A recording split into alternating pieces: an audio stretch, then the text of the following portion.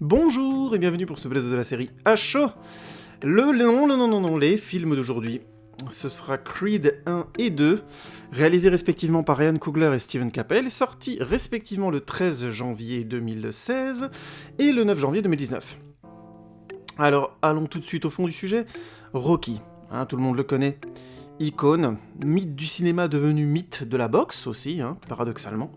Je dis paradoxalement tout de suite, petite parenthèse, parce que, en termes de boxe, les Rocky, non, quoi. C'est pas terrible du tout. Exception faite peut-être du 6, mais je reviendrai là-dessus plus tard, évidemment. Alors, évidemment, je devrais faire une récap, au moins partielle, des Rocky, parce que voilà, il y en a eu plein, et que ce serait très intéressant. Alors pourquoi je le fais pas forcément ? Parce que sur les 8 films au total, en comptant les Creed, il y en a au moins 4 qui sont très inintéressants, voire mauvais, honnêtement. Je ferai peut-être une récap à l'occasion, mais pas tout de suite, et probablement pas tous. Enfin, on verra. Enfin, je peux pas vous laisser comme ça quand même. Grosso modo, pour résumer mon point de vue, c'est des beaux films de personnages. Globalement, c'est des films où il y a des beaux moments d'écriture, voire des films qui sont très bien écrits, pour le 1, le 6, le 7 et le 8 notamment. De très très belles choses, au moins par endroit. Et globalement, ce sont de mauvais films de boxe, tout simplement, à l'exception peut-être faite du 6, plus ou moins. Mais j'en reviendrai dessus, et du 7 aussi, qui est pas mal du tout à cet endroit-là. Grosso modo, si je dois résumer mon point de vue sur les Rocky, puisque je me suis lancé là-dessus, c'est les Rocky, c'est les films qui ont inventé un archétype de film de sport populaire, où grosso modo, quand on a raison, on gagne. C'est-à-dire, il y a quelque chose de l'ordre de la métaphore qui passe par la boxe et le sport, mais qui grosso modo est basé sur l'idée que à partir du moment où on a raison, on va finir par l'emporter, par obtenir ce qu'on cherche d'une manière ou d'une autre. Ça pourrait se résumer de manière philosophique par les tout débuts de la philosophie éthique, avec, je sais pas, c'était Platon, où grosso modo, ce qui est juste est bon, ce qui est bon est bien, et ce qui est bien est beau. Vous voyez le genre ? Tout va dans une sorte de cercle vertueux. C'est une vision archétypale du sport qui donne au cinéma donc l'idée simple que le sport est la métaphore de la vie, quoi. Et du coup, au cinéma, c'est un outil pratique, parce que ça illustre visuellement des valeurs morales simples et communicatives, comme l'honneur, le courage, et ainsi de suite. C'est très efficace au cinéma. D'ailleurs, pour la petite parenthèse, c'est souvent utilisé de manière assez discutable moralement, puisque c'est souvent des valeurs patriotiques un peu lourdingues. Rocky IV en étant un exemple très très bon.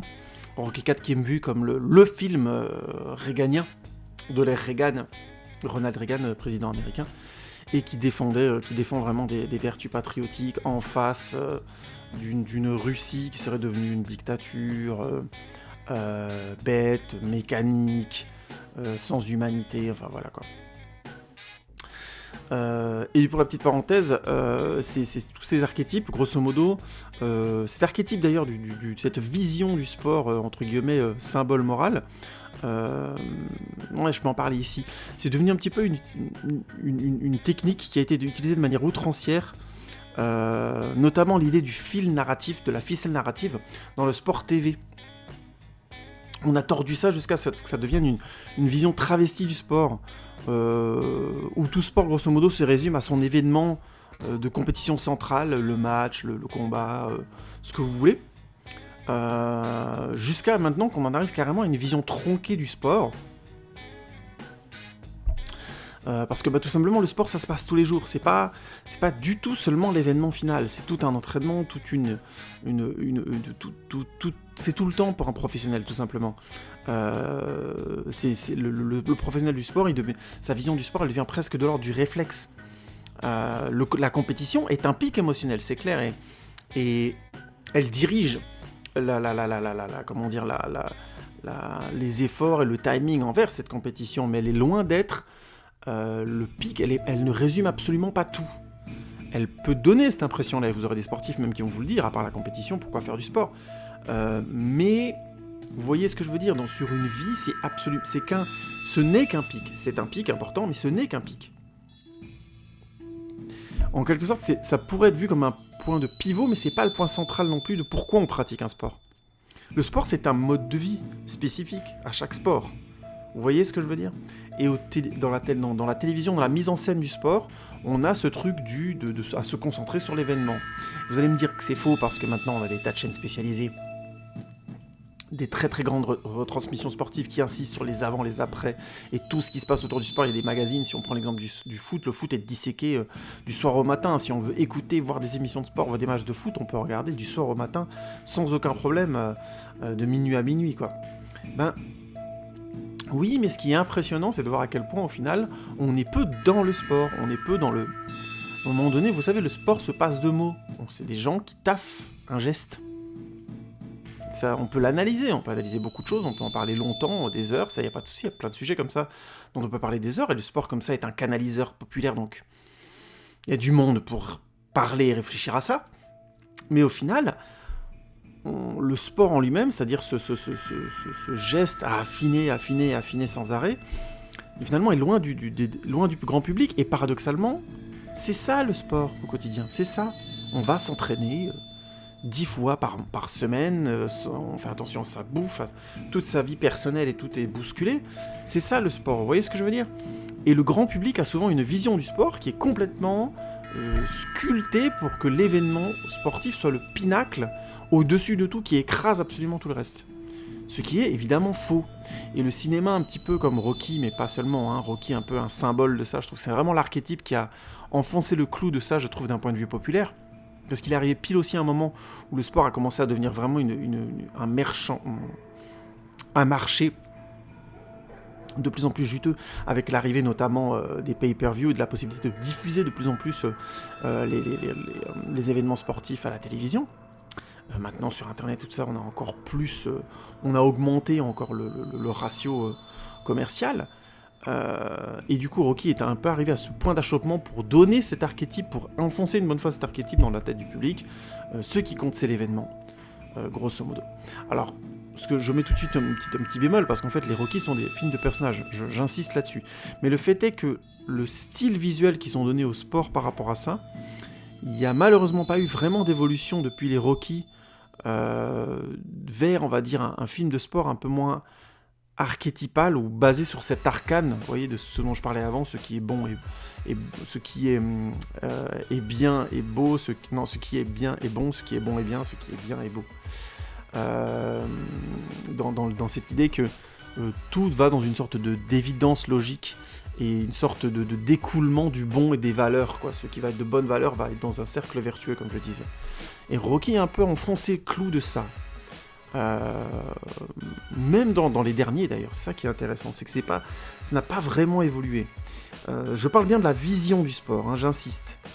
J'aime beaucoup le sport de combat, notamment, et je peux vous dire que la boxe, dans les Rocky, c'est de la chefafa, mais je vais vous en parler après plus clairement. Mais tout ça pour dire, on a vraiment eu le Rocky est arrivé un peu dans ce moment-là, et puis c'est devenu le film de sport populaire. Donc on a eu Rocky 3, Rocky 4, ça allait très très fort sur l'espace de 10-12 ans. Et ensuite, il y a eu ce trou, bon, Stallone n'a plus fait de Rocky. Rocky 5 aussi, excusez-moi, qui est venu juste après, où il y avait déjà quelque chose de l'ordre plus humble, où Stallone s'était rendu compte qu'il y avait peut-être quelque chose... puisque c'est lui qui a écrit les Rocky, qui a écrit notamment Rocky 1, je ne sais pas s'il a écrit tous les Rocky, mais je crois que oui, à l'exception faite de Creed, si je crois bien. Il n'a réalisé finalement que, entre guillemets, que le 6e Rocky Balboa. Et donc, c'est des films qui sont vraiment placés, on va dire, à un endroit où le public, les médias ont vraiment chopé cette métaphore de la boxe comme métaphore du sport en général, et vision médiatique du sport en général. Vision, donc, comme j'essayais de le dire depuis le début, appauvrissante, en fait, du sport. Pourquoi je dis ça ? Parce que tout simplement c'est un débat hein, que je vais pas poursuivre là, mais c'est juste pour vous donner l'importance de l'impact des Rocky. Je pense vraiment que ça a eu un impact médiatique absolument monstrueux sur la vision qu'on a du sport au niveau télévisuel au jour d'aujourd'hui.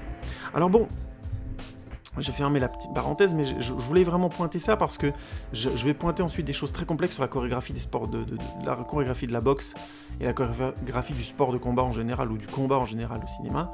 Je reviendrai là-dessus. Et j'ai de toute façon prévu, comme je l'ai dit dans pas mal d'autres récapitulatifs, de faire une vidéo avec images sur la question de la chorégraphie du sport de combat ou du combat en général dans les films. C'est un sujet en soi. Je reviendrai là-dessus à l'occasion. Donc Rocky a marqué l'histoire du cinéma avec ses fameuses, donc pour être un peu plus concret, avec ses séquences d'entraînement en musique, qui sont devenues des clichés, hein, mais que le grand public apprécie encore, hein, et que donc qui sont encore très présents au cinéma. Ce qui explique que la formule fonctionne encore, même si la formule a dû évoluer pour renaître, grâce à Creed 1 d'ailleurs. Alors, il y a des tas de films qui ont réutilisé entre-temps la formule, sans la repenser, contrairement à je pense, Creed l'a bien repensée, ou l'a bien comprise plutôt. Et qui sont devenus, ces films qui ont repris la formule un peu bêtement, sont devenus de plus en plus kitsch, et vieillissent très très mal. Hein. Le meilleur exemple que j'en tête, c'est Real Steel, avec Hugh Jackman, où on est dans un futur où il y a des combats de robots. Et ce qui est impressionnant dans Real Steel, c'est la pauvreté des combats de robots et le fait que, au final, c'est vraiment un Rocky movie avec des robots, une histoire de père et de fils. Tout est très très évident. C'est très faible globalement déjà en termes d'écriture de personnages. C'est un film vraiment qui va pas très loin, qui est réussi dans son style, mais qui, de mon point de vue, est absolument anachronique et qui a une vraie tendance à être naïf à des endroits où je pense qu'on n'a plus besoin de l'être au cinéma. Alors bon, c'est un film qui est très apprécié, tant mieux tant pis, y a pas de souci, si vous aimez ce film, c'est cool pour vous. Mais je trouve que vraiment on est dans l'archétype de ce que les films Rocky ont laissé dans la production et dans l'écriture de films, on va dire, de sport au cinéma. Et là en l'occurrence on a de la boxe, donc c'est encore plus intéressant, parce qu'on a cette évolution vers le combat de robots. Mais ce qui est intéressant, c'est que c'est du combat de robots qui est finalement globalement très très faible. J'ai rarement vu un film avec des combats de robots où finalement c'est aussi cliché, et j'ai l'impression que le film pense réellement faire quelque chose d'original. C'est ça que je trouve assez étonnant. À la différence faite, petite parenthèse dans la parenthèse, d'un film comme Pacific Rim, où le film sait très bien qu'il utilise des clichés, des films de monstres japonais et de trucs qui sont passés à la télé depuis longtemps, Power Rangers et autres, mais qui au moins l'assume. Je suis loin d'être un fan de Pacific Rim, j'aime beaucoup ce que fait Guillermo del Toro, mais alors pour le coup, Pacific Rim, moi non, je trouve que globalement ça fonctionne pas. Je reviendrai dessus à l'occasion, de toute façon, parce que c'est un film qui me pose vraiment problème. Je vois beaucoup de gens apprécier ce film. Moi, c'est un film que je trouve qui est problématique, mais vraiment beaucoup, à plein d'endroits, peu importe, je reviendrai dessus à l'occasion. Mais pour le coup, je trouve que c'est une évolution beaucoup plus assumée et intelligente d'un type, entre guillemets, de film un peu à la Rocky. Là, je mets de gros guillemets, je comparais surtout les combats de robots entre Real Steel, qui visiblement se pensaient réellement original, et qui le sont pas du tout, et Pacific Rim, où là, au contraire, ils savent qu'ils sont pas originaux, mais ils le font très bien. Tiens, ma parenthèse. Et donc, on a Creed, qui justement, lui, a bien pensé la formule. Ryan Coogler, qui avait réalisé seulement Fruitvale Station avant, une fiction de style documentaire sur des faits réels d'agression policière, hein, je vous passe les détails, qui était pas mal du tout, d'ailleurs, mais un peu naïf sur la fin. Alors si vous voulez ma critique un peu plus développée de Fruitvale Station, vous en trouverez une dans Black Panther, qui est aussi réalisée, dans ma critique de Black Panther, qui est aussi réalisée par Ryan Coogler, et je parle un peu de sa filmographie aussi. Et donc évidemment, Ryan Coogler a réalisé Black Panther, qui est très bien écrit et réalisé, mais qui manque, à mon avis, d'un sens de l'épique dans sa conclusion notamment. Je vous renvoie vers ma critique si vous voulez plus de détails. En tout cas, par contre, ce qu'on peut pas enlever à Coogler, et ce qui est vraiment une très grosse qualité, Ryan Coogler, dans ma tête maintenant, et je pense que c'est le cas de la plupart des gens qui apprécient son cinéma, c'est un synonyme de personnage toujours très bien écrit, voire même très juste. J'ai pas aimé plein de choses dans Black Panther qui m'ont posé problème, enfin plein de choses, il y a des choses qui m'ont vraiment déplu dans Black Panther, mais l'écriture elle est très très bien, et l'écriture des personnages est vraiment très très bien. Beaucoup de gens pointent beaucoup le méchant Killmonger comme de quoi il est parfaitement bien écrit. Moi je trouve que les personnages du film sont très bien écrits, c'est vraiment pas un problème. La cohérence de l'écriture et du développement des personnages dans Black Panther, c'est vraiment classe. J'ai pas grand chose à dire, c'est très très bon. C'est pour ça d'ailleurs que je suis content qu'il fasse le 2, alors qu'il y a plein de choses dans le 1 qui me posent problème, je ferme la parenthèse. Et c'est le cas aussi, les personnages sont très très bien écrits aussi dans Creed donc. On pourrait même créer un label Ryan Coogler, un petit macaron, parce que vraiment il sait écrire les personnages. Et donc, pitch de Creed 1. Adonis Johnson est un petit black, passé de famille d'accueil en centre de détention pour mineurs. Violent, bagarreur, il fait alors la rencontre de Marianne, une dame qui souhaite l'adopter, car il est l'unique fils né d'une infidélité de son mari, le légendaire Apollo Creed. Plusieurs années plus tard, Adonis ne se satisfait pas de sa vie de cadre d'entreprise. Boxeur dans son temps libre, il souhaite le devenir à temps plein. Marianne n'accepte pas sa décision, et Adonis part rencontrer un vieux coach à la retraite à Philadelphie, qui aurait connu très bien son père, un certain Rocky Balboa. Alors voilà, c'est un pitch un petit peu long, mais qui est juste le tout des débuts du film pour vous faire comprendre un truc, c'est que l'écriture de couleurs, elle est de qualité. Les personnages sont denses et ont des motivations claires mais complexes. C'est vraiment un cinéma que j'apprécie beaucoup parce que, il a cette capacité à écrire des personnages avec une grande cohérence et on perd jamais le fil de ce qu'ils font dans leurs films. J'ai des critiques, vous voyez bien, je suis critique sur Fruitvale Station, je suis critique sur la plupart de ces films finalement. Mais je peux pas critiquer le fait que ces personnages sont parfaitement cohérents et vraiment, il y a une qualité d'écriture et un fil narratif émotionnel sur ces personnages qui est nickel. C'est d'ailleurs pour ça que je suis content que le public apprécie autant son cinéma. Même si encore des fois j'ai des réserves sur certains points, je suis content que le public apprécie des personnages qui sont bien écrits et cohérents et justes. Il y a quelque chose de juste carrément dans ce cinéma. Mais je vais développer. Par exemple, Adonis dans Creed 1, il cherche à rencontrer son père et à assumer son nom. Mais c'est pas si facile, évidemment. Et ça, rien que dans cette formule, je viens vraiment de vous résumer la fibre centrale, grosso modo, du personnage d'Adonis, mais ça renvoie pas à toute la complexité des étapes qu'il franchit dans le film, avec un premier pas qui est d'assumer devant sa mère le fait qu'il fait de la boxe, et qu'il veut devenir professionnel, ensuite d'aller rencontrer Rocky, qui au départ veut pas l'entraîner, et de devoir trouver un moyen quelque part de passer la défense de Rocky, qui visiblement ne veut plus avoir quelque chose à faire avec le milieu de la boxe. Donc il doit faire preuve de patience, aller s'inscrire dans une salle, admettre que dans la salle, on s'occupe pas de lui, quoi, alors que là, visiblement, il veut progresser. Il se fait rejeter de la salle où il y avait son entraîneur qui avait été créé par l'entraîneur fétiche de Delphi, l'entraîneur de Apollo Creed dans les Rocky, et donc rejeté par le fils de cet entraîneur. Enfin voilà, il rencontre de la résistance, une résistance logique, et puis il se fait péter la gueule parce qu'il essaye de forcer un peu le truc. Ensuite il retourne vers Rocky, il lui demande juste quelques exercices. Enfin, vous voyez, ça prend du temps, mais c'est cohérent et on sent vraiment qu'il y a une adversité contre lui, qu'il va avoir du mal à devenir ce qu'il espère devenir et que ça va être difficile. C'est un exemple parmi d'autres. Là, je vous ai résumé, c'est le début, quoi. C'est ça qui est cool, c'est que j'aime beaucoup les films où le personnage avance réellement de séquence en séquence et se confronte à des résistances directes ou indirectes qui font que son chemin est charpenté, chaotique, accidenté, et que même s'il avance, et que heureusement il avance, sinon le film devient chiant, il a constamment quelque chose à travailler sur lui-même et que le spectateur peut comprendre parce qu'il est très concret. Ça, c'est vraiment une des forces de Ryan Coogler. Il s'est donné à voir, à comprendre tout de suite ce que le personnage vit en étant très concret, en faisant avancer la narration de manière presque, on va dire, staccadoviste, quoi. C'est chaque séquence, on avance. Mais c'est pas facile du tout d'écrire comme ça, hein. C'est vraiment difficile de ne pas avoir la tentation quand on écrit un scénario, d'avoir des fameuses séquences de stase où les personnages se posent et réfléchissent, vous voyez, genre, qui arrivent parfois dans Creed. Mais je trouve qu'elles sont très négligeables face à la qualité globale de la cohérence de l'histoire. On a du coup, comme autre personnage pour exemplifier ça, Rocky, qui revient pour réparer une erreur, aider le fils de son meilleur ami, qui met du temps à y aller, mais aussi pour apprendre encore une fois à se battre d'une nouvelle manière. Et ça aussi, c'est vachement bien, c'est couillu, parce que ça pourrait faire très cliché ce qui lui arrive, le côté, voilà, le vieux gars, machin, qui doit combattre quelque chose de nouveau et tout, bon ok, alors qu'il a tout combattu, blablabla.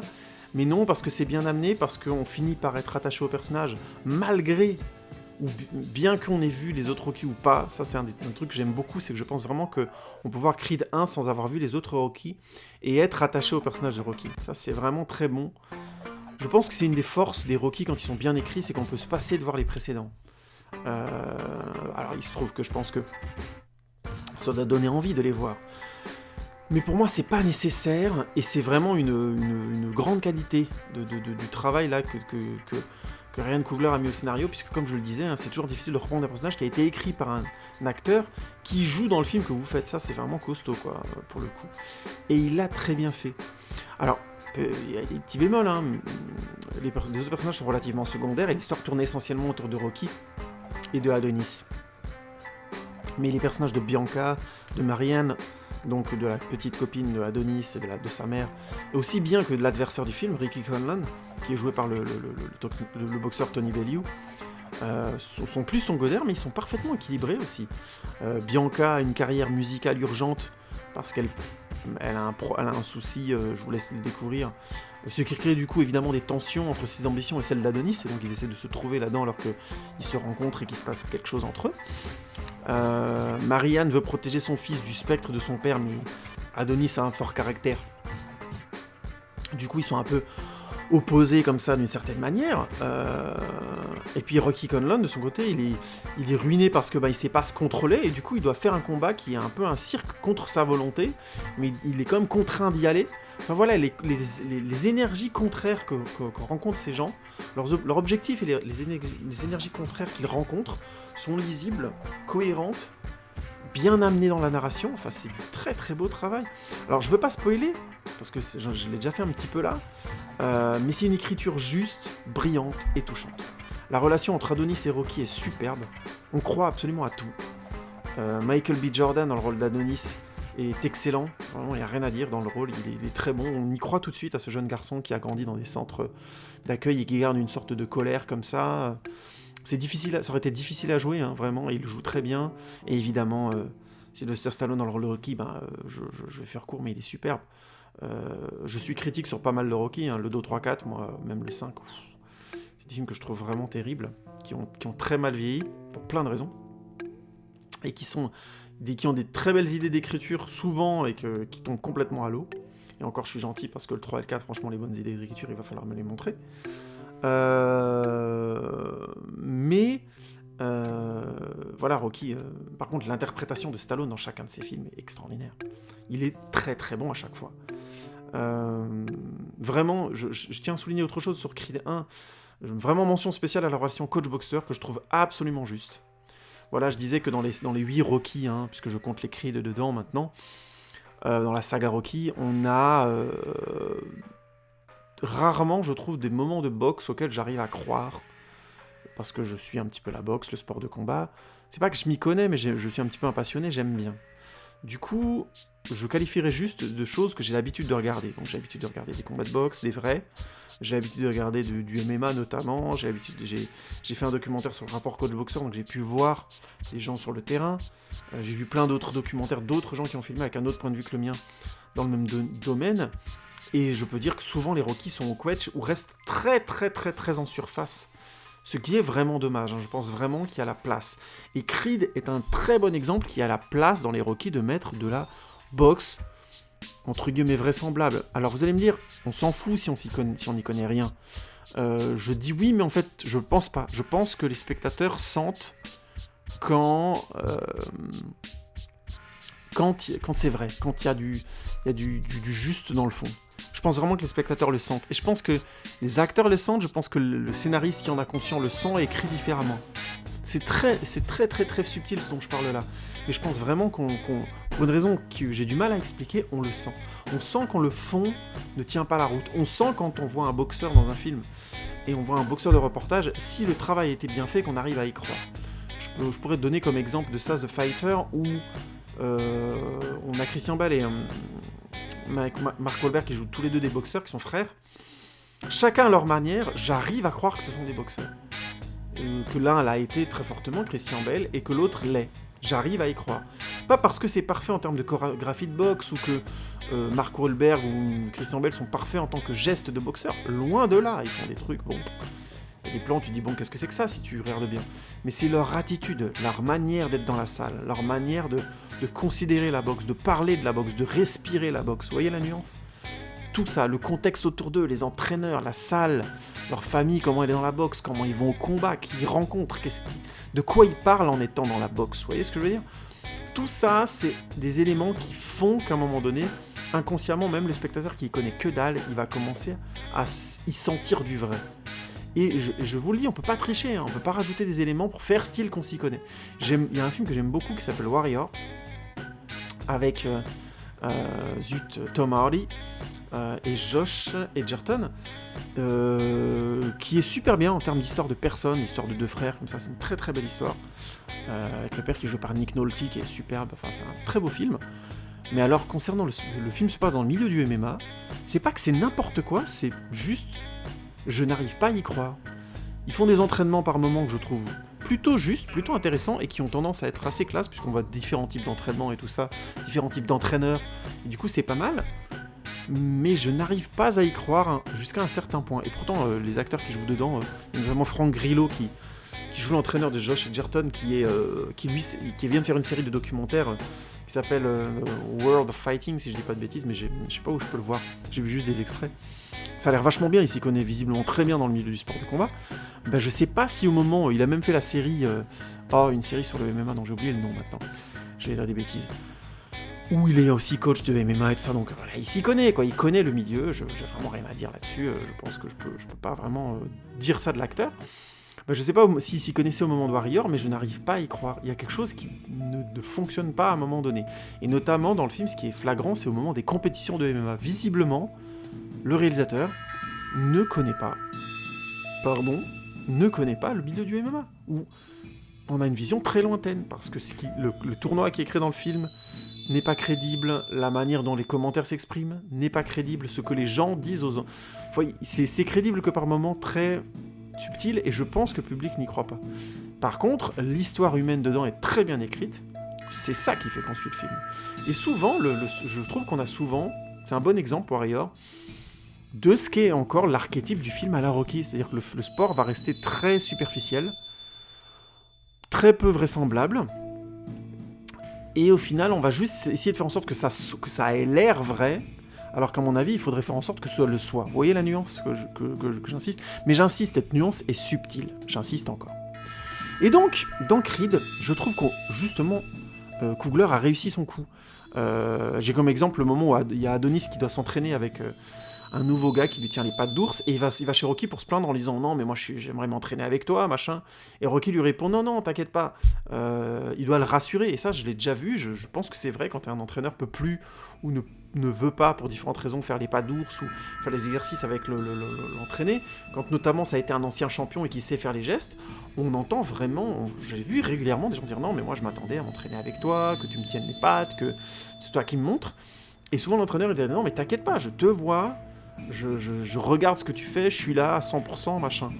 Et ça a l'air tout bête, mais c'est extrêmement vrai, ça. C'est des passages qui, non seulement font vrai, mais ils sont vrais. Vous voyez la nuance ? J'ai un autre exemple, c'est... il lui explique à un moment comment faire un shadow devant un miroir. C'est un exercice qui est très intéressant pour apprendre à prendre les coups, mais aussi comment se préparer à esquiver, à bloquer ces coups-là, à gérer les coups. Parce que parfois, notre adversaire fait les mêmes en même temps, mais même au-delà de ça, comment appréhender ça sans le voir... ça permet de travailler sa vision à comment le coup arrive avec vitesse, comment on doit s'adapter. C'est un vrai exercice de boxe très efficace, et là, il est parfaitement expliqué par Rocky à Adonis dans le film. Du coup, ça marche très bien. L'autre exemple que j'ai de ça, c'est Rocky qui explique à Adonis comment faire un cross durant un combat, c'est-à-dire comment mettre une droite alors que ton adversaire met une droite. C'est le bras arrière, grosso modo, dans cette situation-là. Donner un coup, en général on met pas un bras arrière sur un bras arrière qui arrive, on a tendance à vouloir bloquer avec son bras avant parce qu'on a moins de distance à parcourir, parce que voilà, on va être légèrement plus de quelques centimètres, on sera en avance, ou à bloquer parce que voilà, le bras arrière en général c'est le bras fort, c'est le bras qui va taper le plus fort, c'est le bras du knockout entre guillemets. Et là donc donner un bras arrière sur un bras arrière, c'est une technique qui est compliquée, il faut savoir comment le caser. Et là, dans le combat qui est en plan séquence, dans le film, Rocky lui explique comment le caser. Il lui dit en plus, Apollo me l'a fait et ça a très bien marché. Ce qui est aussi une manière très intelligente d'inciter Adonis à tenter le coup. Et Adonis le fait et gagne sur ce coup-là. Le tout en plan séquence. Dans une sorte de durée et d'évidence. Ça donne plus que de la vraisemblance. Ça devient juste vrai. Et ça, c'est vraiment, il faut tirer son chapeau à Ryan Coogler, c'est brillant. Parce que oui, Coogler est un metteur en scène brillant. Il y a plusieurs plans séquences dans le film, comme je disais, le premier combat qui est en plan séquence, où on suit tout le combat, on voit un round, on retourne dans le coin, il lui parle, on va de l'autre côté, on voit l'entraîneur qui parle à le boxeur, ensuite on revient à Adonis, on a un deuxième round. Je crois qu'il y a 3 rounds en plus, quoi. Alors évidemment, c'est des rounds de cinéma, hein. Quand il n'y a plus d'action, bim boum, on arrête. Je crois que les rounds font genre 1 minute 30, même pas. Et genre, j'exagère, ça va peut-être même beaucoup moins que ça. Donc voilà, il y a tout un côté fake, mais qui fonctionne très bien parce que la caméra bouge avec beaucoup de dynamique entre les personnages, entre les conseils, entre les personnages qui sont en bordering et tout. C'est vraiment du super taf. On a aussi l'entrée sur le ring final où on voit Rocky expliquer à Adonis qu'il est prêt, comme ça, dans une sorte de danse ensemble où ils se miment chacun l'un l'autre, ils sont l'un face à l'autre, comme ça, en symbiose, ils font le même geste, en même temps, ils respirent comme ça, avec les mains en l'air. Vous voyez, comme un boxeur qui attend, quoi. Et on a la caméra qui tourne autour d'eux, puis qui les accompagne vers le ring et tout, c'est jusqu'à ce qu'ils traversent la foule et qu'ils vont dans le ring, c'est très très bien vu, comme plan d'ailleurs, pour montrer qu'il est en terrain hostile, que le public est pour le champion, enfin voilà, c'est excellent, c'est un exemple parmi d'autres de mise en scène. Le film est bourré d'images superbes, tout simplement superbes, hein.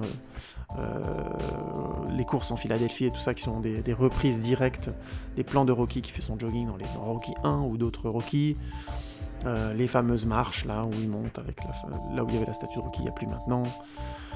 Bref, c'est une réutilisation des codes en plus de Rocky qui sont excellents. Enfin, tous les clichés des Rocky Movies sont personnalisés dans le bon sens avec la fameuse scène où on a la musique Gonna Fly Now, qui est juste transformée avec des motos qui viennent faire des wheelings à côté de Adonis. Donc c'est vraiment une séquence Rocky qui est mise au goût de couleur et qui correspond à l'état d'esprit.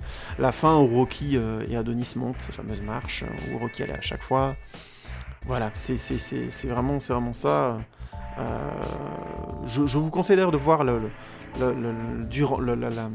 récapitulatif de Durandal sur les Rocky, qui est excellent, passionnant, où il analyse très très bien l'écriture notamment, et comment Coogler a très bien repris le style de Stallone et a bien compris où caser les détails et les éléments qui doivent revenir dans chaque Rocky movie. C'est très très bon, pour que ça reste un Rocky movie, c'est du très bon taf. Et ce qui est impressionnant, c'est que dans Creed, on a l'impression de lire, enfin d'entendre des dialogues écrits par Stallone, alors que non, c'est pas écrit par lui. Tiens, ça me fait penser à un truc, j'y verrais presque un miroir inversé entre Rocky Balboa et Creed. Dire le 6 et le 7. Et qui pour le coup fonctionne quasiment en miroir jumeau. Ouais, je le vois quasi. Franchement, il y a quelque chose comme de cet ordre-là. Parce que Rocky combat dans le 6, mais pas dans le 7. Enfin, il y a quelque chose. Enfin, je reviens là-dessus, à son fils qui l'accompagne, mais qui combat pas. Il y a quelque chose du miroir inversé, mais j'y reviendrai à l'occasion. Je ferai une review un jour sur Rocky 1 et Rocky 6, sûr. Alors, avec image ou pas, je pense pas. Mais on sait jamais. On verra, je me laisse des choses. Alors bon, il y a quand même des défauts, hein. Il y a les défauts des Rocky Movies. Par exemple, le personnage de Bianca, les personnages féminins dans les Rocky sont souvent un peu trop secondaires. Bianca aurait pu avoir un trajet moins spectateur, je pense, de l'histoire. Bon, c'est pas grave, je trouve que le film est très bien équilibré, hein, mais je tenais à le pointer quand même, ça reste un des défauts des Rocky Movies de faire des personnages féminins, des soutiens, avec un peu leurs enjeux. Elle a un très bel enjeu dans le film d'ailleurs, pour le coup, Bianca dans le film, mais j'aurais préféré qu'elle ait quelque chose d'un peu plus actif. En l'occurrence, je me chipote, le personnage est très bien écrit, le film est très bien équilibré, Dieu sait que c'est compliqué de modifier des choses comme ça quand un film est bien écrit, que le script fonctionne. D'un côté, je suis content que le film soit tel qu'il est. Donc voilà, ma critique est un peu limite. Mais comme ça rejoint un petit peu les autres Rocky, où les personnages féminins sont très secondaires, sont souvent des soutiens, point barre, n'ont pas forcément de trajet à eux, ou des trajets qui sont vite résolus. C'est un petit peu limite, à chaque fois. Mais je dirais surtout que Creed a le gros défaut des Rocky Movies, qui sont les chorégraphies de boxe. Alors là, on aborde un sujet en soi, parce que je sais qu'il y a beaucoup de gens qui apprécient beaucoup les chorégraphies dans les Rocky Movies, qu'il y a toute une communauté qui aime beaucoup ce que ça donne, à quoi ça ressemble. Donc je m'attaque un petit peu à quelque chose de compliqué. Je vais donc essayer d'être clair et précis. Mon positionnement, encore une fois, c'est que je regarde des combats de boxe, j'en vois des réels, je regarde du MMA, je regarde plein de sports de combat différents. Donc il y a quelque chose déjà de l'organicité qui se passe dans un sport réel qui n'existe pas dans la fiction, puisqu'il s'agit de chorégraphier, et qu'il y a un pinacle, un point d'achoppement absolument impossible à gérer, entre guillemets, dans la plupart des fictions, et je mets entre guillemets, de très gros guillemets parce qu'en fait il y en a, mais j'en ai jamais vu pour l'instant au cinéma, en tout cas d'assumer aussi frontalement, pour éviter le problème que je vais évoquer, c'est le fait que les acteurs ne doivent pas se blesser. Alors il y a des tas de films de combat, de films de sport, entre guillemets, bon, bah l'acteur, je peux donner l'exemple pardon, Tom Cruise qui se fait souvent des blessures différentes sur ses films, parce que maintenant c'est une star de film d'action, il fait toutes ses cascades lui-même, il est très très impliqué, donc voilà, il est souvent à deux doigts de se tuer, ce genre de conneries, malgré tous les systèmes de sécurité qu'il y a autour de lui. Donc il y a déjà ça, un gros film d'action, déjà il y a du risque, et en général on assure un maximum l'acteur, mais il y a des acteurs voilà, qui veulent faire leur cascade eux-mêmes. Souvent les metteurs en scène sont plutôt d'accord parce que ça évite, il n'y a aucun doute sur le fait que le personnage est là et fait les scènes d'action, donc c'est plutôt pratique.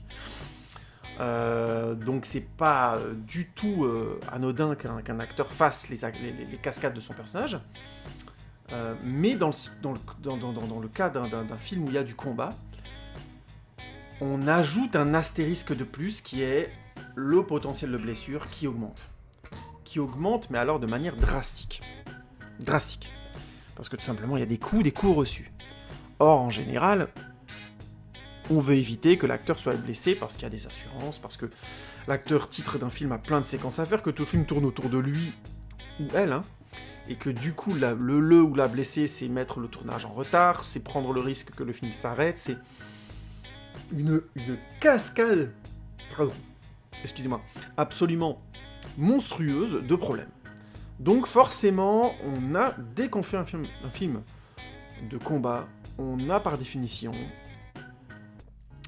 une sorte de golem comme ça qui est les acteurs ne peuvent pas se blesser jusqu'à un certain point, et c'est très bien. Je parle pas du fait que les acteurs devraient forcément se blesser. Alors déjà, pour contredire ce que j'ai en train de dire, et je disais qu'il y a de gros guillemets sur ce que j'étais en train de dire, parce qu'il y a un point tout simple, c'est que si l'acteur a envie d'aller jusqu'au bout, pourquoi pas le faire? Si l'acteur est prêt à faire de la boxe en se prenant des vrais coups, pourquoi pas le faire? Pourquoi pas penser le film en ce sens-là? Ça pourrait être intéressant, d'être sur un ratio de temps plus court, et du coup d'avoir un acteur qui, a de vraies blessures. C'est très risqué, parce qu'un vrai coup reçu, voilà, un acteur c'est pas un boxeur, c'est pas un combattant de MMA ou autre, hein, donc s'il prend des vrais coups et qu'il se blesse, gravement, il se blesse gravement, parce qu'il a reçu des vrais coups. Donc vous voyez ce que je veux dire, c'est à réfléchir et à doser, hein, ce serait un pari très compliqué à faire.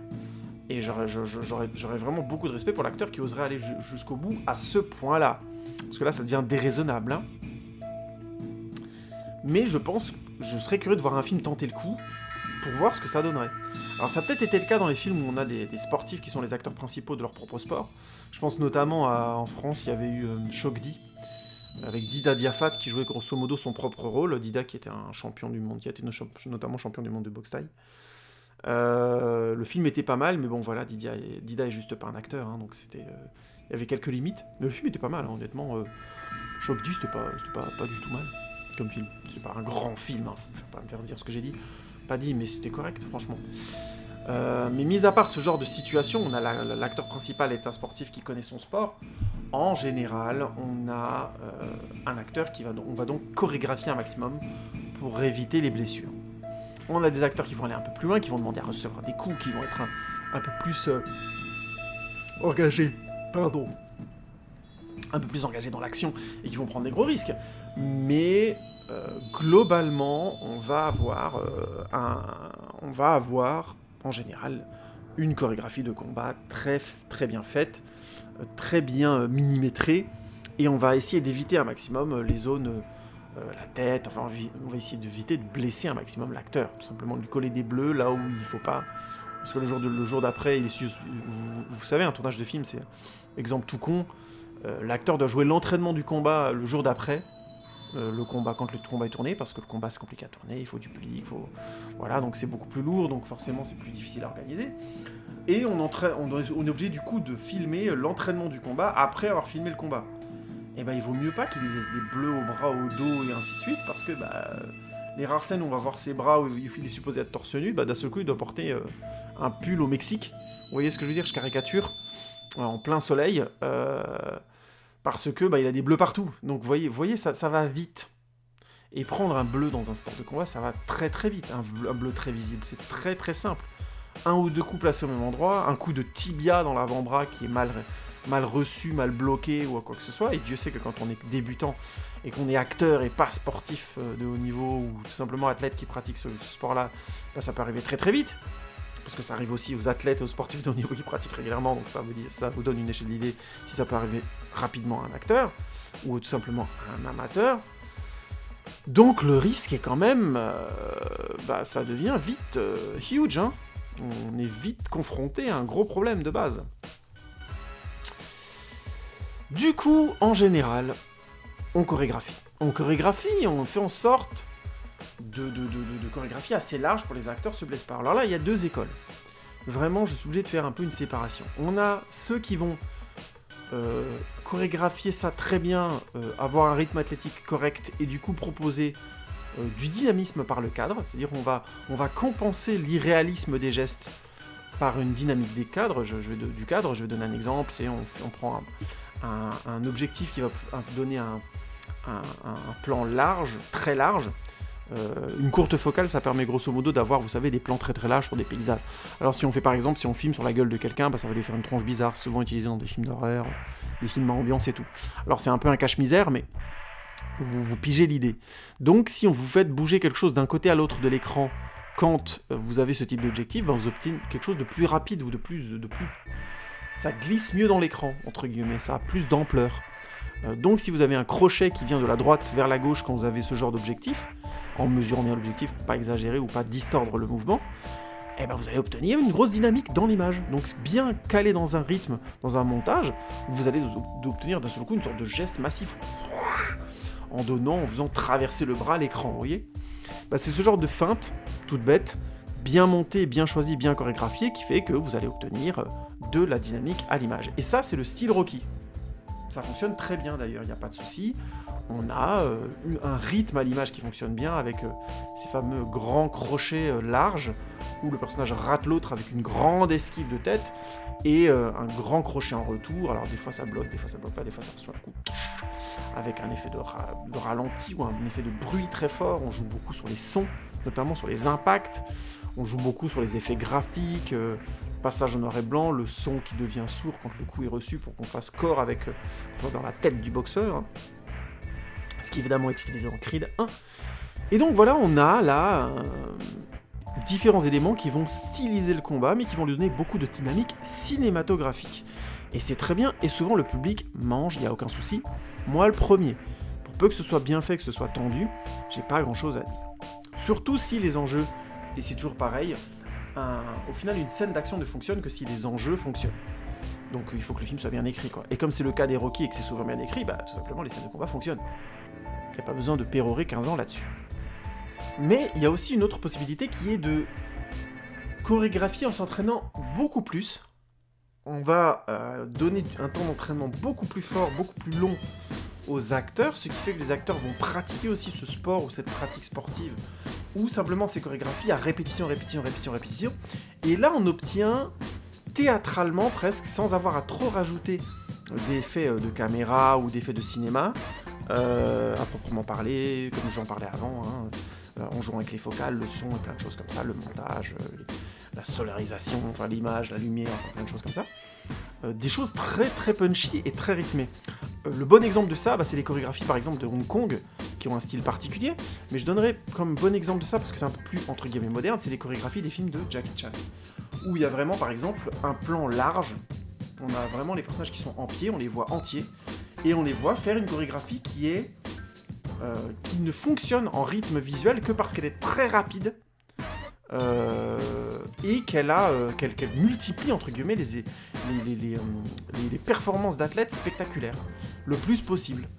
Ce qui fait qu'on obtient les chorégraphies, si vous avez jamais vu de Jackie Chan, Opération Condor ou alors Mr. Dynamite, mais Opération Condor est complètement fou. Et à un moment donné, il se bat contre 20 gars, c'est une chorégraphie complètement dingue, et ce qui est vraiment essentiellement basé sur la chorégraphie en soi. Alors, c'est un style, c'est pas forcément comme ça qu'on doit faire, mais quand j'aimerais un jour, qu'il y ait plus de films de boxe qui fassent ce type de chorégraphie. Pourquoi ? Parce que ça, à force de voir cette chorégraphie large, je trouve que ça perd de plus en plus en impact. Ça devient de moins en moins intéressant, et on commence tout doucement à voir émerger ces d'autres réalisateurs plus de modération et d'intelligence à cet endroit-là. Je parlais de Fighter avant, c'est O'Sullivan, je sais plus le nom du réalisateur, zut, ça me revient. Le réalisateur de Fighter, c'est aussi celui qui a fait American Bluff. Ah, il est bon cet acteur en plus, David quelque chose. Bon, ça me revient pas. Là, le réalisateur qui a fait ça, on a senti qu'il avait compris quelque chose à ce moment-là, et les chorégraphies de Fighter notamment sont beaucoup plus modérées. On a quelques moments comme ça de grands effets de coulage et tout, mais heureusement ils sont modérés, il y en a beaucoup moins, ce qui fait que du coup le film passe beaucoup mieux. Et il a une sorte de respect pour l'art pugilistique là-dedans. Je trouve qu'à un moment donné, à force de faire les chorégraphies de type Rocky dont je parlais, on commence à un moment donné on enseigne aussi au spectateur à voir quelque chose qui n'existe pas, quelque chose de faux. Je pense que petit à petit, il y a assez d'éléments dans le sport de combat, et notamment dans la boxe, pour dépasser ce type de chorégraphie-là. Et pour moi, c'est le seul vrai défaut de Creed 1, parce que le film va vraiment au-delà, comprend très très bien sur quoi il travaille, mais sur les chorégraphies de combat, il est au quetch. Petite parenthèse, les chorégraphies de combat dans Black Panther étaient aussi au quetch, ce qui me porte à croire que de toute façon, Ryan Coogler, les chorégraphies de combat, c'est pas son truc. Je vais être cash, c'est pas son truc. C'est pas mauvais ce qu'il fait, ça reste spectaculaire, mais ça manque réellement de l'intensité que ça pourrait avoir et de la densité que ça pourrait avoir. Après, on est dans un cas un peu limite dans le cas de Ryan Coogler, puisque c'est extrêmement maîtrisé. Comme les enjeux sont très très bien amenés, les personnages très bien écrits, dans Creed 1, on mange. Je trouve que ça fonctionne moins bien pour différentes raisons dans Black Panther, mais comme les enjeux sont là, on finit par manger. Et ça, c'est un vrai talent. En faisant des chorégraphies qui, pour moi, sont un peu plus faibles, excusez-moi, réussir à embarquer le spectateur dans des chorégraphies un peu plus moyennes, c'est parce qu'on écrit super bien les personnages et que le scénario est très bien écrit. Et là-dessus, il est vraiment très bon, et c'est le cas aussi dans Creed 1. Donc vous avez compris un petit peu mon point de vue sur les chorégraphies, notamment si je dois spécifier concernant la boxe, les gestes de boxe professionnelle sont très courts. C'est pour ça que vous allez avoir des choses parfois difficiles à comprendre. Si ça vous intéresse vraiment de piger un peu où je vais en venir, je vous conseille de suivre un gars sur notamment Instagram et Twitter qui s'appelle Robin Black, et qui fait un type de vidéo qui dure 1 minute, qui s'appelle 1 Minute Breakdown. Et je trouve que vous verrez toute la complexité du sport de combat en 1 minute, et toute la qualité technique et tout ce qu'on pourrait implémenter dans un film à partir de ces petites connaissances-là du sport de combat, tout sport de combat confondu, puisqu'il prend aussi bien de l'anglaise que du pied-point, que du MMA, il fait de tout. Vous verrez, c'est passionnant, et vous verrez à quel point ce mec a fait déjà une centaine de vidéos comme ça, si je dis pas de bêtises, et c'est brillant à chaque fois, et ça montre à quel point il y a quelque chose de beaucoup plus dense dans le sport de combat utilisé dans les films, que pour l'instant le cinéma ne veut pas comprendre, parce que visiblement le public ne connaîtrait pas. Alors qu'en fait le cinéma a aussi un devoir d'enseignement à cet endroit-là, au moins d'enseignement du regard. Et je trouve que les Rocky touchent un tel public que c'est vraiment dommage de ne pas les voir prendre ce chemin-là. Je ferme la parenthèse, de toute façon je ferai une vidéo très complète là-dessus, sur la chorégraphie de sport de combat. J'ai déjà commencé plus ou moins à mettre en place comment je vais l'écrire. J'ai d'abord un après le film que je vais commencer à enregistrer là, 2 avant le film que je vais faire avant, et ensuite probablement je ferai ce hors-série. Donc je pense pas qu'il sortira avant l'année prochaine, mais allez, avec un peu de chance, en s'organisant bien, pourquoi pas cette année si on y arrive, mais je pense plutôt pour l'année prochaine. Et donc, je peux bilanter un petit peu sur ce... excusez-moi, le micro a saturé, désolé. Je peux bilanter sur ce Creed 1 en disant que... attendez, j'ai perdu... Où est ma conclusion ? Voilà. Creed, c'est un très très bon film. C'est vraiment un très bon film. C'est touchant, c'est fort, c'est beau. Avec une chorégraphie plus serrée, plus vraisemblable, plus, entre guillemets, dans l'impact réel du sport, moins bling-bling, tout simplement, parce que je trouve que maintenant, ça fait carrément bling-bling. Les chorégraphies à la Rocky, c'est un petit peu... tenez, spectateur, vous avez le droit à votre popcorn de fin. Et je trouve que ça devient un petit peu insultant pour le spectateur, même, d'une certaine manière, parce qu'il y a mieux à faire, tout simplement. Ça aurait même pu être un chef-d'œuvre. Vraiment, c'est un très très bon film, Creed, je vous le conseille, sans aucun souci. Et donc 3 ans plus tard, Creed 2.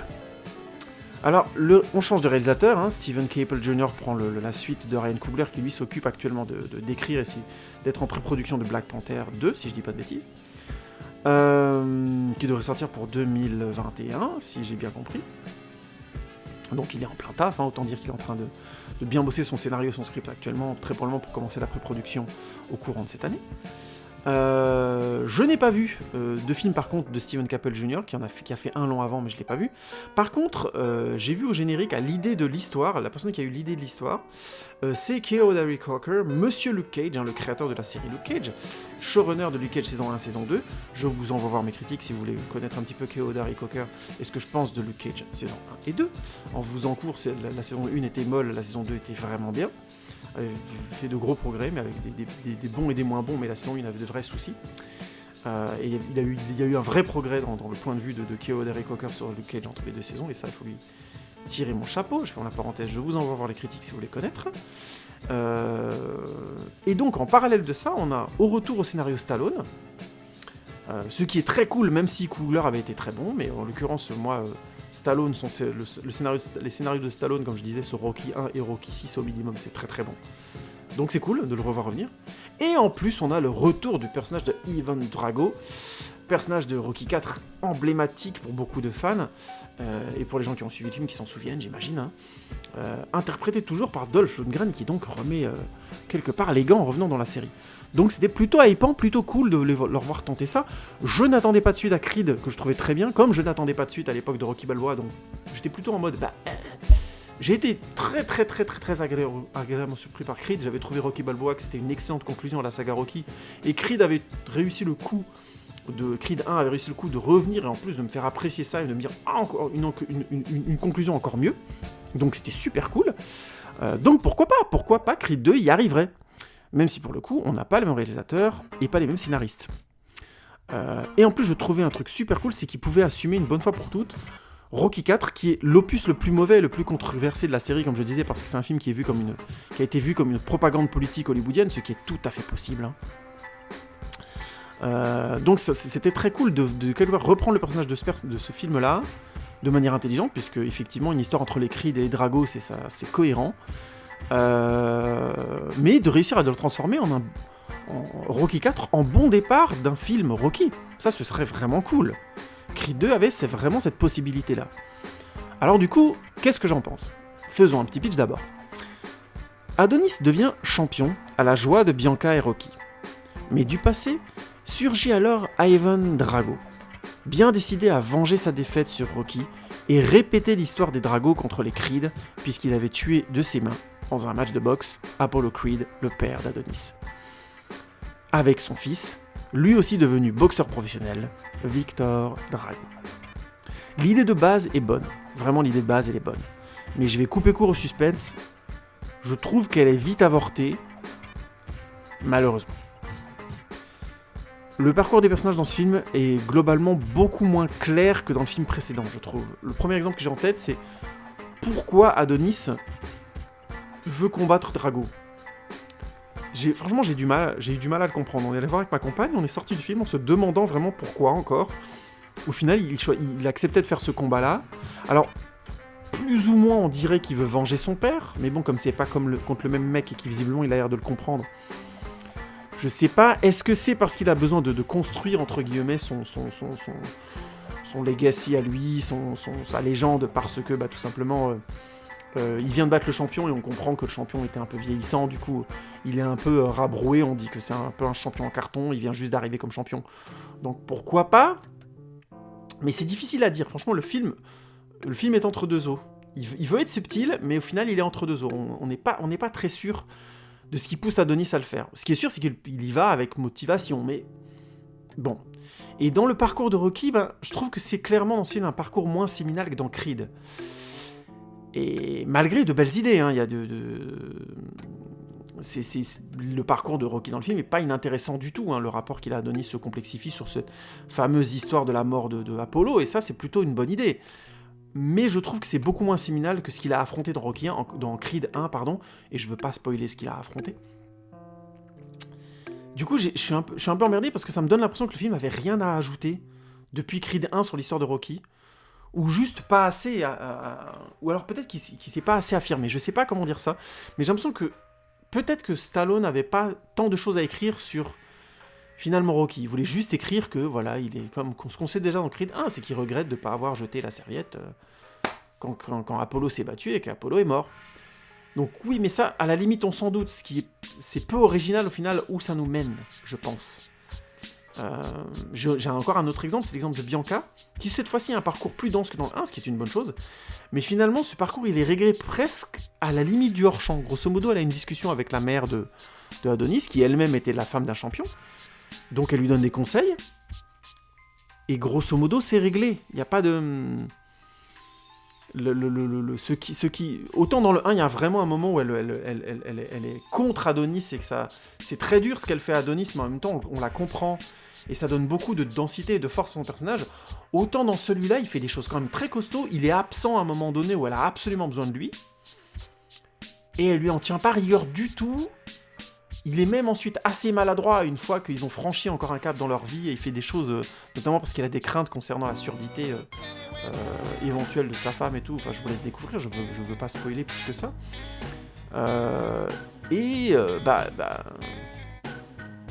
Au final, ça va pas très loin. On en reste un peu là, il y a une sorte de, voilà, c'est réglé, quoi. Ils finissent par faire corps à la fin.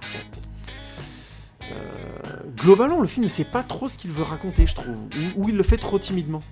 Et je trouve que ce qui syncrétise bien ça, au-delà du fait, comme j'ai dit, que déjà les personnages principaux, entre guillemets les gentils, je caricature, c'est-à-dire Adonis, Rocky et Bianca ont déjà des parcours, je trouve, pas très bien équilibrés ou juste pas très clairs. On a l'exemple de rapport entre Drago et son fils, entre Ivan Drago et son fils Victor, qui est joué sur une idée d'avoir peu de dialogue. Et ça, à la limite, moi, je trouve que ça me plaît bien. Passer par les gestes, c'est subtil, c'est quelque chose qui me plaît bien. On les voit faire des choses d'entraînement. Il y a notamment une séquence où Ivan prend les pattes d'ours pour entraîner son fils, et la réaction de son fils est très intéressante par rapport à son père. Il y a une sorte de rapport comme ça, colérique, que j'aime beaucoup. Et ça, c'est une bonne idée, si on veut. Mais je trouve même si c'est subtil, ça peut être vu comme subtil et malin d'un côté, et que du coup c'est intéressant parce que c'est aussi en contraste de Creed et Balboa qui eux parlent beaucoup. Malheureusement, c'est pas allé assez loin. Pourtant, il y a des éléments déclencheurs forts qui auraient pu vraiment déclencher des dialogues ou des moments forts entre Drago et son père, plus que ce qu'on a dans le film, je pense, et je pense que le film en aurait eu besoin quelque part. On a la rencontre avec Rocky après 30 ans, enfin voilà, il y a Victor qui vient chercher son père juste après ça, donc ça aurait pu être très fort.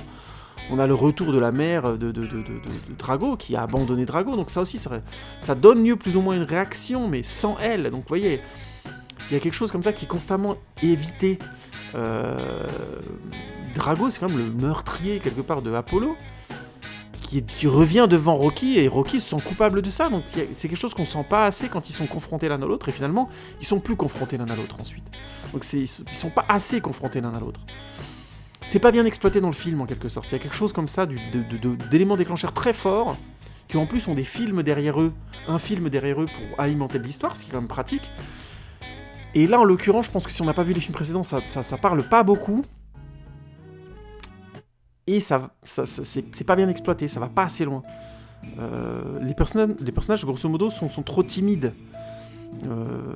Alors, il y en a d'autres qui vont trouver ça... Il y a d'autres critiques qui vont trouver ça subtil, ce que je peux comprendre.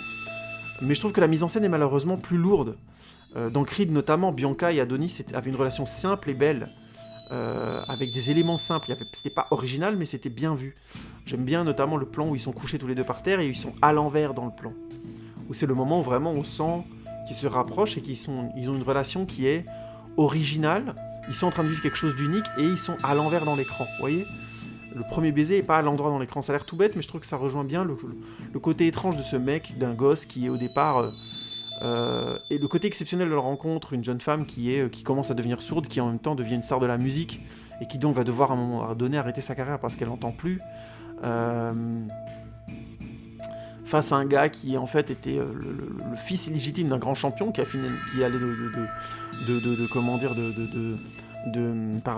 de centre d'accueil en centre d'accueil, qui était extrêmement violent et qui est accueilli à un moment donné par par la femme de ce champion pour devenir un gosse de riche qui finalement revient vers la boxe. Vous voyez ce que je veux dire ? C'était bien vu, c'était simple, mais ça résumait bien en un seul plan la complexité de leur histoire dans un élément simple. Ici, on a des bonnes idées, comme l'angoisse d'Adonis sur le futur de leur couple. mais c'est noyé dans beaucoup de préoccupations qui ont l'air, donc, en quelque sorte, toutes égales. Le film n'arrive pas à réellement mettre en avant quelque chose de précis. C'est dommage parce que Creed 2 aurait pu être un film de vengeance qui deviendrait plus que ça. Comme Creed 1 est un film d'affirmation de soi qui devient plus que ça. Ça devient un film sur la famille, que l'on se crée, sur le combat face à ce qui nous fait vraiment peur. Vous voyez ce que je veux dire ? Et c'est vraiment dommage parce que là, encore une fois, on retrouve les fameuses chorégraphies, comme je disais, un peu faciles à la Rocky, et malheureusement, comme le scénario est moins tendu, ça alourdit tout. Si on aime les combats à la Rocky, on va manger ce film, mais ça alourdit tout. Et je trouve ça dommage parce qu'on a quelques beaux moments entre Drago et son fils, mais il aurait fallu ces 2-3 moments de plus où clairement on comprend ce qui se passe pour Drago, notamment face à son ex-femme, ou Drago face à sa mère. Il manque quelque chose à ce moment-là. C'est trop dans le non-dit et dans les regards, et c'est dommage parce que il manque quelques éléments pour qu'on comprenne réellement ce qui se passe et quels sont les enjeux entre eux. Et c'est vraiment dommage parce que petite mention spéciale, je trouve, à Dolph Lundgren qui joue très bien et qui est un acteur qui vieillit très bien. Je l'avais pas souligné plus que ça dans ma critique de Aquaman, mais il a un rôle dedans. Il joue le père de Mera. Et il est très bien. Il est très bien. C'est un bon acteur. Dolph Lundgren, il vieillit bien, ce mec. Et là, en l'occurrence, je le trouve aussi bon dans ce Creed, ce Rocky 8, parce que les rares moments où il doit jouer, il le joue bien. Ce qui est dommage, c'est que son personnage est limité. Grosso modo, il revient pour se venger, et ça va pas au-delà de ça. Il a un trajet dans le film qui bouge pas beaucoup, il y a quelques perturbations avec son fils qui le renvoient à un moment donné quand même que voilà, pourquoi il fait tout ça, hein, pour des cons, hein, tout simplement. Et c'est dommage parce que je pense qu'il a visiblement l'envie de s'investir dans des personnages plus complexes, il le fait bien. Dommage. Je comprends le point de vue, hein. Encore une fois, je comprends ce point de vue d'avoir des personnages qui parlent moins, qui sont beaucoup plus dans les gestes et dans le faire. Et leur histoire est jolie, elle se conclut de manière assez belle. Mais ça aurait pu être tellement plus fort.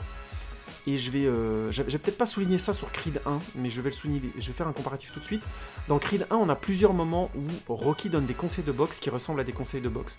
Comme je vous l'ai dit dans ma critique de Creed 1 juste avant, c'est ces choses-là qui donnent de la densité auxquelles le spectateur arrive à croire pour croire que c'est de la boxe, de la vraie boxe. C'est les moments où Rocky lui dit attention, il a une plus grande allonge que toi, donc bouge un peu plus, ou au contraire non, dans le dernier combat du match, il lui dit ah mais porte-lui le combat, va vers lui, parce que il commence à briser, c'est ça que tu dois lui proposer, il est plus technique, il a un meilleur regard que toi. C'est le moment où Adonis va demander à Rocky dans Rocky 1 comment faire pour battre Ricky Conlon, et que Rocky a une analyse très intéressante et juste de ce qui va devoir être fait et comment le travailler. Ça c'est bon. On n'a pas ça dans le... On a juste un petit moment où il dit grosso modo ton adversaire il est un peu... il utilise le mot raw. C'est-à-dire il est mal dégrossi, quoi. C'est un boxeur un peu grossier. Il va taper fort, basta. Alors c'est cool, parce que ça ressemble aux chorégraphies, du combattant et de leur combat. Mais on n'a pas tous ces petits éléments en plus qui vont faire que pendant le combat, Rocky va dire, par exemple, bah écoute, attention, maintenant, il va te viser avec ses crochets au corps, il va attaquer tes côtes, protège-toi, positionne-toi de manière différente... Vous voyez, c'est le fameux coup du « mais lui, la droite dans sa droite, il s'y attendra pas ». Vous voyez, ces petites choses qui font que Creed 1, on arrivait à y croire et qui sont pas dans le 2. Et qui sont, pour le coup, encore une fois, très caricaturales. C'était déjà le cas dans Creed 1, malheureusement. Quand on prend le cas d'Ivan Drago et de son fils, parce que malheureusement, il fait que lui dire des trucs du genre « plus vite, il est pas encore KO, qu'est-ce que tu fous ?» Enfin, vous voyez ce que je veux dire, c'est caricatural, c'est fini ça. Moi je pense que ça, ces éléments-là dans les Rocky, on ne peut plus y croire. Ce côté... le mec bête et méchant. D'un côté, on a Rocky qui est subtil et qui apprend des choses fines à son boxeur, et puis de l'autre, on a un crétin qui dit qui a pas conscience du tout qu'il est en train d'utiliser quelqu'un pour régler les fantômes de son passé, ce qui peut exister, mais qui du coup donne aucun conseil technique, quoi. Il entraîne comme un bœuf, et ensuite tu lui dis voilà, il n'est pas encore par terre, qu'est-ce que tu fous, je suis pas content, on est au 3e round, vous voyez. C'est grossier, c'est dommage, et en plus c'est son fils, donc il a d'autres choses à lui dire. Ça va de soi qu'il a d'autres choses à lui dire, techniquement. Donc là je vais être clair, le scénario est mal dégrossi, et l'écriture de ces personnages-là est mal dégrossie, et ça enlève de l'intérêt aux séquences de boxe, et du coup on arrive moins à y croire, et par définition. Pour faire mon bilan tout de suite, oui, j'ai pas tant de choses à dire sur ce Rocky 2, parce que je trouve que globalement il fonctionne pas ou pas assez. Rocky 2, c'est une super idée de départ qui est un peu gâchée. C'est pas un mauvais film, mais ça manque de tranchant pour atteindre le niveau de Creed ou de Rocky Balboa, tout simplement. C'est dommage, parce que il y avait vraiment le potentiel. J'insiste, l'idée de faire venir Evan Drago avec son fils, et les acteurs, que ce soit Evan Drago, que ce soit Dolph Lundgren ou son fils, qui est joué par Dorian Munteanu, si je dis pas de bêtises, un jeune acteur qui avait rien fait avant, qui fait du sport and fitness, si je dis pas de bêtises. Si ce que je dis est juste, il faudrait que je vérifie, je suis plus sûr. Mais grosso modo, ils ont envie de faire quelque chose. Et ils ont trop peu d'éléments pour se nourrir et pour être présents dans le film. Et il serait temps dans un Rocky d'avoir une sorte de confrontation entre des personnages auxquels on arrive à croire. Ça a été plutôt bien fait dans Rocky Balboa, c'est peut-être là où c'est le mieux fait. C'est plutôt bien fait dans Creed 1, où le personnage de Ricky Conlon est bien présenté. Malheureusement, dans le dernier combat, à un moment donné, on a son entraîneur, on le voit encore venir dire « Oh, il est pas encore par terre, qu'est-ce que tu fous ?» Bon. Ouais, ça franchement, j'y crois pas. Je trouve ça complètement lourdingue et stupide. Et je pense vraiment que les spectateurs n'arrivent plus à y croire non plus à ça. C'est ma sensation. Après, détrompez-moi si vous y avez cru, si ça vous pose pas problème, mais en l'occurrence, moi, j'arrive plus à y croire. Et en l'occurrence, là, c'est peut-être le coup de trop. Peut-être qu'on aurait dû arrêter avant, maintenant, les Rocky et les Creed. Peut-être que c'est le coup de trop... Et c'est dommage, parce qu'il y a de très belles idées sur la fin du film, sur comment ça finit pour Rocky, comment il transmet le flambeau, avec un très beau plan notamment. Le film a de vrais moments de beauté, des images qui sont superbes, hein. Je ne l'ai pas dit, mais il y a un travail notamment sur les lumières qui est très belle. Il y a toute une phase complexe entre Bianca et grosso modo Adonis qui doit revenir d'une défaite. C'est plutôt vraisemblable sur ce que vit un boxeur, et c'est assez bien écrit, ou un combattant en général. Et les images sont superbes, on le voit notamment aller à la piscine, faire des exercices comme ça, rentrer chez lui, s'éviter. Il y a l'écran qui est coupé en deux, on le voit aller faire quelque chose, et puis on voit Bianca qui, elle, reste au lit, qui va venir le rejoindre et qui y va pas. Enfin, c'est pas mal du tout, honnêtement. Il y a de belles choses. Je ne veux pas me faire dire ce que j'ai pas dit, il y a de belles choses dans ce Creed 2, mais globalement, le film est moyen. Et il aurait pu être tellement plus. Peut-être vraiment que c'est le moment d'arrêter la série des Rocky, tout simplement, qu'on est peut-être arrivé au Rocky de trop. Je sais pas s'ils arriveront à aller au-delà. À moins qu'il y ait une nouvelle bonne idée, et que le scénario soit de nouveau maîtrisé. Et du coup, on aimera de nouveau les Rocky 9. Et on se dira pourquoi pas Rocky 10. Oui, parce que je dois l'admettre, les chorégraphies sont pas bons, il serait temps d'aller au-delà, et ce serait pas du luxe de commencer à progresser une bonne fois pour toutes sur ces chorégraphies, et de sortir un petit peu de ce côté un petit peu clownesque. Excusez-moi d'utiliser un terme un peu violent, mais en même temps, je trouve que au bout d'un moment, ça devient un peu ça. Il y a d'autres films sur la boxe qui ont proposé mieux depuis, et donc il serait temps de s'en inspirer. Sans compter des gens comme Robin Black qui donnent vraiment beaucoup d'éléments, ou d'autres pour commencer à penser et à éduquer le grand public à une boxe différente au cinéma. Mais en plus, ça reste des films de personnages qui sont globalement plutôt bien écrits. Pas bien écrits, mais quand ça arrive, quand c'est bien écrit, ça donne des super films. Et en l'occurrence, il y avait de bonnes idées dans Creed 2. C'est dommage, ça n'a juste pas été poussé à bout. C'est clair que Creed 2 est loin d'être un des plus mauvais Rocky, hein. Il est dans la franche haute. C'est, allez, à vue de nez, on va dire Rocky 1, Rocky 6 ensemble, Creed, et on a Creed 2 derrière. Après, on a Rocky 5, et là ensuite le panier de bas, 1, 2, 3, 4, c'est la liste, ça va pas du tout. Donc, vous comprenez grosso modo ma hiérarchie, mais c'est pour vous dire, ça reste quand même un bon Rocky. Mais c'est pas terrible en termes de film en soi. Voilà. Donc je le conseille pas, Creed 2, honnêtement. Si vous voulez vous arrêter sur Creed 1, je pense que vous n'êtes pas lésé, honnêtement. Je vais m'arrêter là-dessus, je vous remercie beaucoup de m'avoir écouté. On se retrouve bientôt pour un autre épisode de HO, n'hésitez pas à liker, disliker si vous voulez bien sûr, mais expliquez-moi pourquoi, ça m'intéresse. Donnez-moi vos avis, de toute façon c'est ça qui m'intéresse le plus, en commentaire Facebook, Twitter, Instagram, comme vous voulez, sur la page de un mec qui parle trop, où vous voulez, il n'y a pas de souci, ça m'intéresse à chaque fois. Et je vous dis à bientôt pour un nouvel épisode de HO. À bientôt les amis, ciao ciao.